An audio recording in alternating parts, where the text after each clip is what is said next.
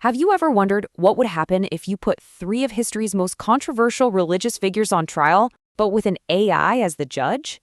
Well, that is exactly what we are going to dig into today. We're about to see what happens when Martin Luther, John Calvin, and Joseph Smith go head-to-head, and a machine weighs their legacies.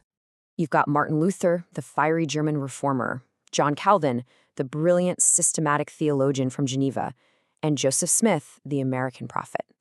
For centuries, people have fiercely debated their impact. So what happens when you try to take human bias out of the equation and ask a machine to just settle the score? And that's the wild premise of the source material we're looking at today. One author decided to prompt an AI to analyze and rank these three men, first on their worst actions and then on their most admirable achievements. But what's really fascinating here isn't just the AI's final verdict, it's the whole conversation that unfolded between the human and the machine. So, here's how it all started. The first step was pretty straightforward. The author just asked the AI to make a list, the 10 worst things that each of these men was accused of. No sugarcoating, just laying the historical allegations right out on the table. And whoa, here is that initial list. And let me tell you, the accusations are heavy. For Luther, you see his vicious anti-Semitism right at the top. For Calvin, his role in the execution of heretics like Michael Servetus. And for Joseph Smith, you've got charges like his practice of polygamy and the destruction of a printing press that was critical of him. Now, to put some numbers on this, the AI was asked to rate every single action on a scale from 0 to 20. And the criteria were pretty clear. It looked at the moral seriousness of the act, the actual amount of harm it caused, and, importantly, the historical context. The whole idea was to try and get an objective score for how bad these things really were. All right, so drum roll, please. Here are the first results.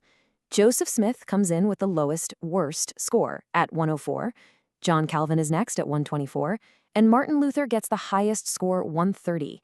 The AI specifically noted this was because of the devastating long-term ripple effects of his anti-Semitic writings.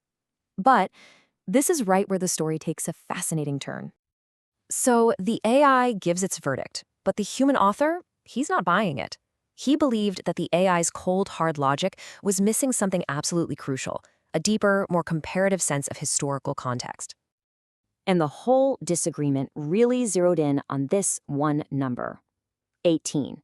18 out of 20, that was the incredibly high score the AI gave Joseph Smith for ordering the destruction of the Nauvoo Expositor, that printing press run by people who had left his church. So the author pushes back, and he asks the AI directly. He says, look, is destroying a printing press, as wrong as that is it really on the same moral level as calling for the burning of synagogues, which you also scored an 18? Is it really worse than ordering executions? And this is the crazy part. The AI actually agreed. It conceded the point. It admitted that, yeah, while destroying a press is a serious violation of rights, it doesn't cause the same level of direct physical harm or incite mass violence like the things it was being compared to. The machine literally adjusted its analysis because of the human's perspective. And you can see the direct result of that conversation right here. The score for that Nauvoo Expositor incident dropped, and it dropped significantly, from a severe 18 all the way down to 13. This reflects that new, more nuanced understanding. So let's look at what this did to the updated totals.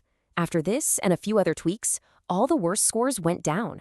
Luther to 122, Calvin to 120, and Joseph Smith now way down at 97. This back and forth between the person and the machine totally changed the outcome. Okay, but hold on. That was just the worst things list. We're only halfway through. The analysis then flipped to the positive side, looking at the 10 most admirable things for each man. And once again, the AI's initial judgment was about to face a major challenge, revealing just how much our own human values can steer the machine. At first, the AI used a pretty standard list for scoring the good stuff. Impact, good intentions, moral courage, lasting legacy. These are all solid, logical things to measure. But the author stepped in and said, wait a minute, you're missing the most important part. This time, the argument was all about theology. The author pointed out that the AI gave John Calvin a nearly perfect score for creating a coherent theology. But he questioned, how admirable is a theology if its core doctrines, like predestination, have caused centuries of confusion and division among Christians? In contrast, he argued, Joseph Smith's work created a unified global church. And just like before, the AI listened. It actually integrated a whole new set of criteria, things that gave more weight to concepts like unity, clarity for believers, and accessibility. Basically, things that measure a theology's real-world impact on people, not just how neat and tidy it is on paper. So now, after all that back and forth, with the rules for judging both bad and good deeds totally rewritten by this human AI team, it is time for the final scorecard. First up, Martin Luther. He gets a really strong, admirable score of 162, and that's a huge testament to his personal courage and, of course, his groundbreaking work in making the Bible accessible to everyday people. Next, John Calvin. His final score comes in at 139. His intellectual system is still massively influential, no doubt, but under these new, revised criteria, its perceived divisiveness brought its overall admirable score down. And finally, Joseph Smith. After all of the revisions based on the author's input, his admirable score lands at 186, which is now the highest of the three, and that really reflects this new emphasis on things like unity, global impact, and continuing revelation. And this chart right here just lays it all out perfectly. You can really see the story in the numbers. Look at Luther excelling in scripture access. You can see Calvin's strength in his intellectual framework or education, but notice where Joseph Smith's scores really jump ahead in categories like revelation, unity, and a top score in moral courage, which the author argued should be a perfect 20 for someone who ultimately died for their cause. So, to boil it all down, what did this whole experiment conclude? Well, Joseph Smith was seen as standing out because of his claims to new revelation and his success in building a unified global church. Luther's legacy was cemented by his incredible personal courage and his mission to democratize Scripture. And Calvin's legacy, while profound, was viewed as being more intellectually influential than spiritually unifying for the masses. But, maybe the most fascinating thing here isn't really about who won or lost. It's about the process itself. This incredible dialogue between a human mind and an artificial one, both trying to make sense of something as messy and complicated as a historical legacy. Which leaves us with this final, massive question.